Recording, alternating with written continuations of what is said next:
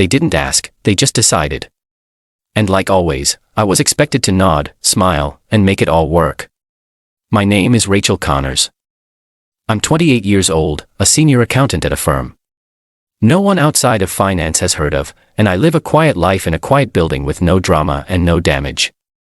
I've built everything I have from the ground up: my degree, my job, my credit score, even my kitchen table. No handouts, no shortcuts. But if you ask my family, they'd probably say, I'm the cold one.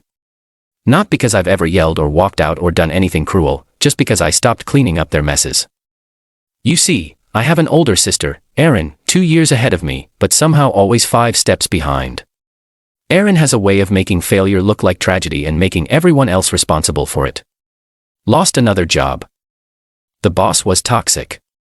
Kicked out of another apartment. Roommates were jealous. Another missed bill. She's trying her best. And my parents, Carol and Frank, they never question it. They just pivot, rearrange, and if they can't fix it directly, they turn to me. You're stable, Rachel. You're lucky you can help. That was the phrase that followed me for years. Help with the car payment. Help with rent. Help with bail. Always help. And when I said no, the rare times I pushed back, they'd act like I was the one burning bridges. I learned early on, my value wasn't in being loved. It wasn't being useful. But usefulness has limits, and they were about to find mine. Sunday dinner had a rhythm in our house. Same casserole. Same table. Same undercurrent of pressure disguised as politeness. That evening, something felt rehearsed. Mom greeted me at the door with a smile too wide to be sincere. You look so thin, sweetheart. Are you eating enough? Dad didn't say much. Just a nod and a distracted hey, kiddo. Erin was already at the table scrolling her phone, avoiding my eyes like a teenager called into the principal's office. I knew the signs. When my mother acted sweet and my father went silent, it meant they were about to tell me something they knew I wouldn't like. We made it through the salad. Mom complimented the weather like it was an achievement. Dad kept refilling his glass, and Erin kept picking at her food like it might bite back. Then Mom set down her fork, folded her hands on the table, and gave me that practiced smile she saved for requests wrapped in guilt. Rachel. She began too softly. We've been talking. Erin's had a rough time lately and, well, she's going to be moving in with you for a little while. Just like that. No question. No discussion. She said it like she was offering me cookies. Like, of course I'd say yes.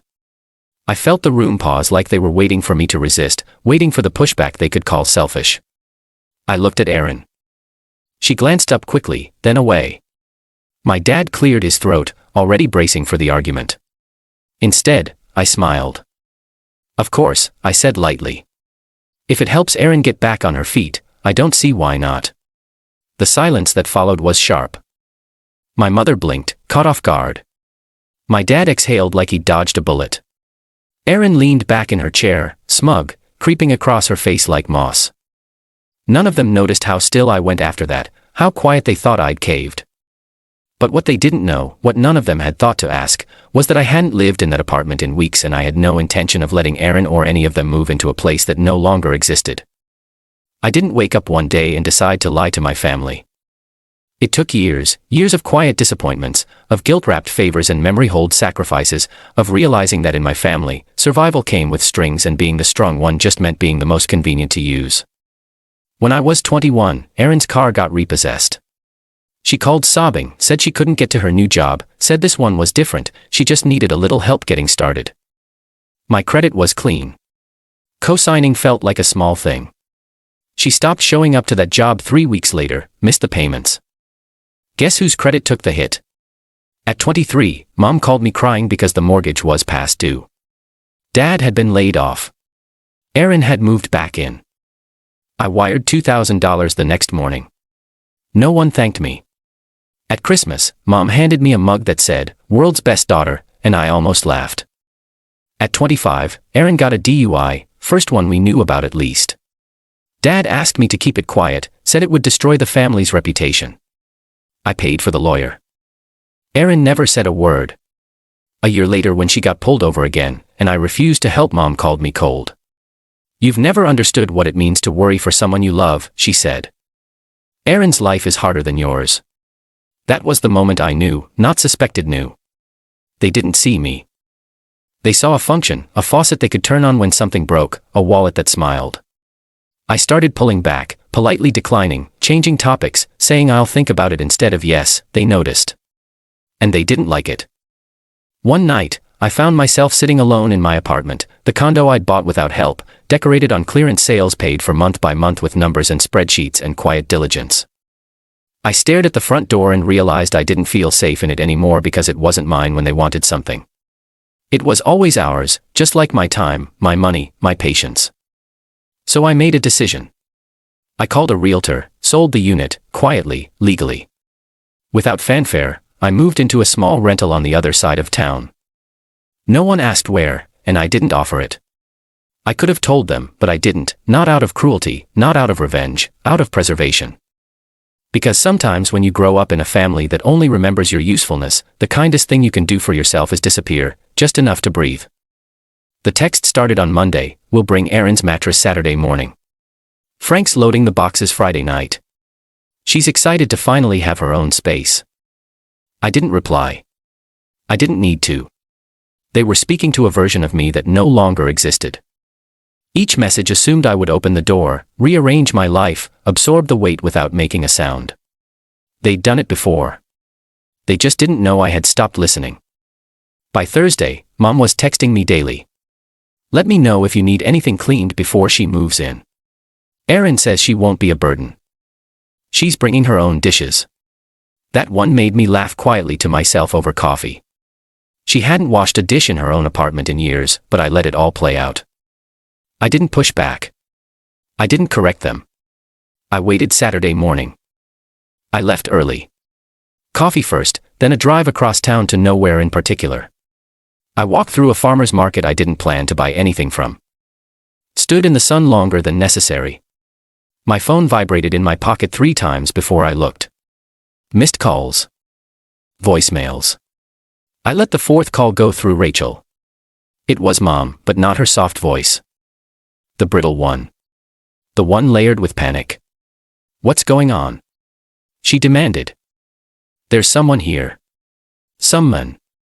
He says he lives in the condo. Says you don't live here anymore. I let the silence stretch. I wanted her to feel it. The unfamiliar space. The missing certainty. You didn't tell us, she snapped.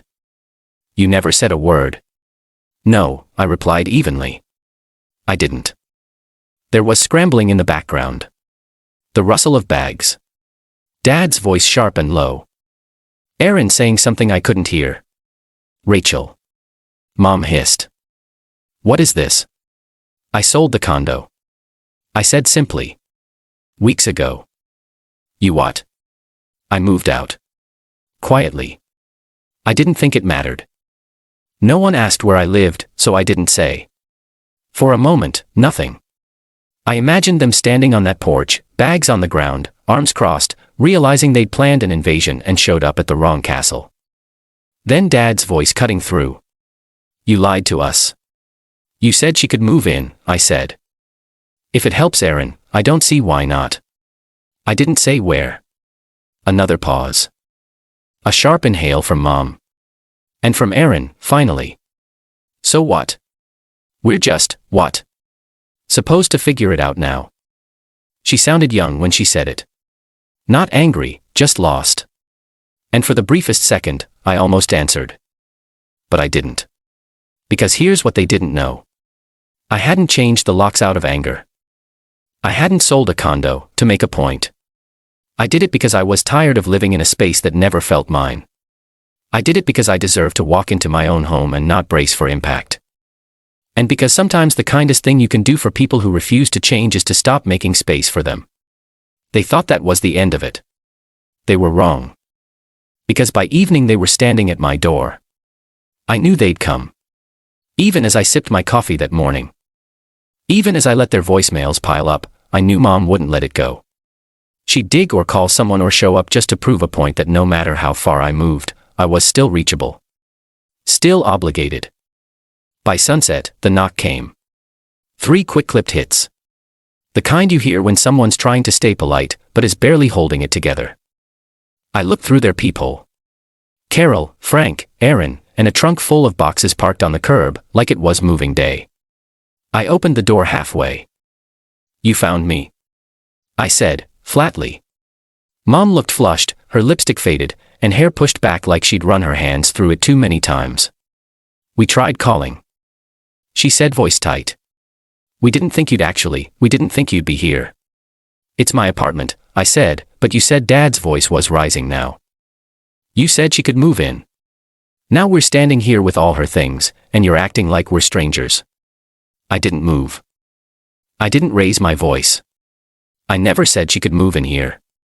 I said, "If it helps Aaron, I don't see why not." That was at the old place, which, if you recall, I don't live in anymore. Aaron stepped forward. Then her arms crossed. Her cheeks were red, but not from embarrassment, from fury. "This is petty, Rachel. You always act like you're above everyone. But this is just cruel." I tilted my head. "You packed up your life and drove across the city to move into someone's apartment that you didn't even confirm still existed. That's not cruelty. That's entitlement." Aaron's voice cracked. "You're my sister." "Yes," I said. "Cool. And you've spent years confusing that with free housing." Dad stepped between us. His voice edged with warning. "Enough, Rachel. We're not leaving. We've put up with a lot from you. You owe this to your sister." There it was. The word that always hung unspoken. Oh, as if every dollar I'd paid, every hour I'd worked, every sleepless night spent solving problems I didn't cause had been written down somewhere. Part of a silent contract I never signed. I stepped back, picked up my phone. "What are you doing?" Mom asked, eyes narrowing. I didn't answer. I dialed 3 rings, then 911. "And what's your emergency?" My voice stayed calm. "Yes, I have family members outside my apartment who are refusing to leave. They're not on the lease. They weren't invited. I'd like to report trespassing." Aaron's mouth fell open. Frank swore under his breath. Mom looked like I'd slapped her.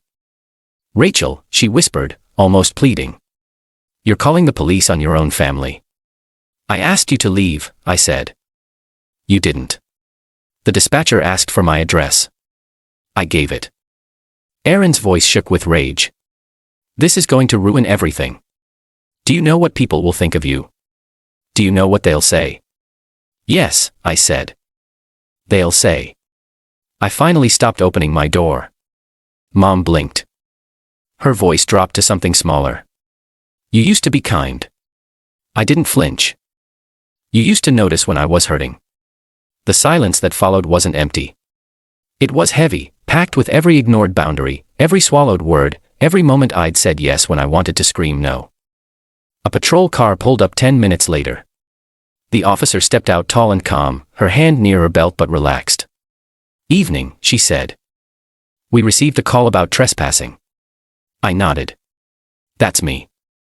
She looked at my parents, at Aaron, at the car with bags still in the trunk. "Ma'am, sir, I'm going to have to ask you to leave the premises."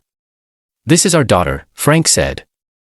"This is a family matter and this is her residence," the officer replied, "which you're not allowed to occupy without permission." Aaron looked like she might cry or throw something or both. "You're going to regret this, Rachel." "No," I said. "I've regretted almost everything up until this point. This is the first thing I'm sure of."